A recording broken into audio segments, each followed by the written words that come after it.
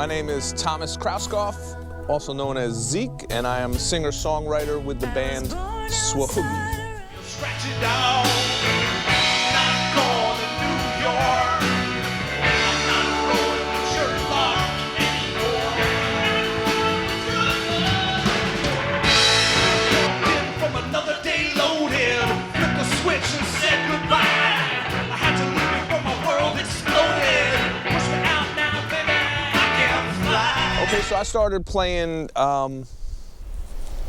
when I was 14 or so, 13 or 14, and I took some lessons, but I didn't really practice, so that didn't get me too far. But I was always using guitar as a way to write songs and to express myself. And I became a singer in a band because I was the only one who knew all the words to the songs. So when we were in high school, I was in a band called -1, and later on that morphed into The Flush. I've always loved listening to and playing songs by the Rolling Stones, Tom Petty. From your loving girl,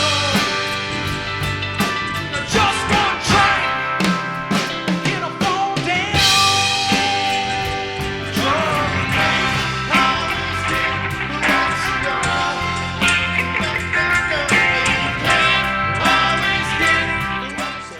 Swahoogie was a word we made up in high school, and it had different meanings, but eventually we kept it as a band name because we thought it would be a name that nobody else had. And as Scott Kubrin, our guitarist, likes to say, you know, it's a way of life. It's just a certain vibe.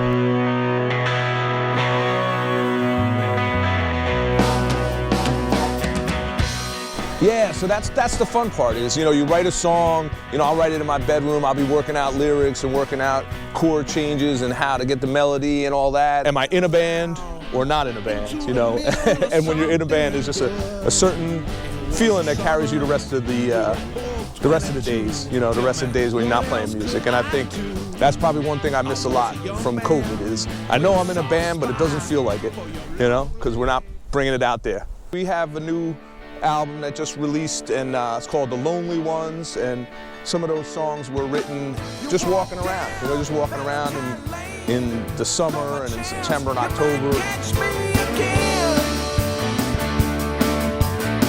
You said I let on, I was gone, I was leaving, baby, I was leaving. You know, so this is a fully independent, non-profit, I guess, thing. You know, we don't make any money doing this, but hopefully one day we will, but to be at the Pleasantville Music Festival, you know, to have people like our music and be able to be on the main stage ahead of like Amy Mann, Soul Asylum, Everclear, and you know, for the year before that, we made some good connections with people.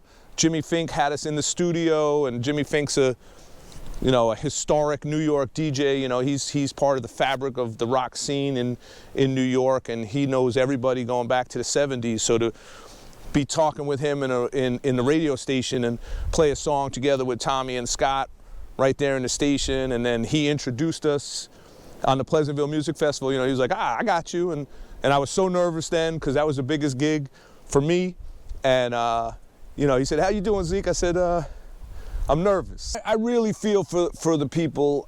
So many people have lost their jobs, and so many people are struggling, and I think about the people who took a chance with us, you know, because in this area, in this day and age, you know, people want to see cover bands, you know, people want to see the best of the 80s or whatever. A lot of venue owners took a chance with us, you know, and said, you guys come do your thing here, and they were very good to us, and I know that those individuals are suffering. You know, the people at Garcia's, at the Capitol Theater, I mean, those guys were just great to us, and they didn't have to open their venue for us, you know, but we played there a bunch of times, and they were right behind us and supporting us. You know, we'll get through this, things will be different, things will change, but a lot of people are suffering.